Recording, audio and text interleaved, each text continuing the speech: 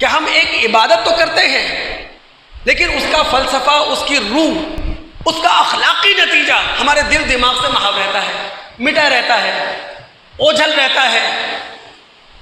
عبادت کے وہ اخلاقی نتائج نہ فرد پر مرتب ہوتے ہیں نہ معاشرے پر مرتب ہوتے ہیں، لہٰذا عبادت روٹین کا حصہ بن جاتی ہے، ایک ریت بن جاتی ہے، ایک رسم بن جاتی ہے، ایک کاندھے کا بوجھ بن جاتی ہے جسے ہم اپنے کاندھے سے اتارنے کی پوری کوشش کرتے ہیں۔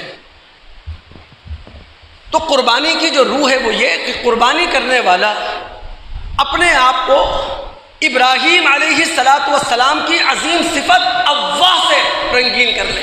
اب اواہ ہے کیا؟ اواہ آہن سے مبالغے کا صیغہ ہے جس کا مفہوم ہے کثرت سے آہ آہ کرنا۔ ابراہیم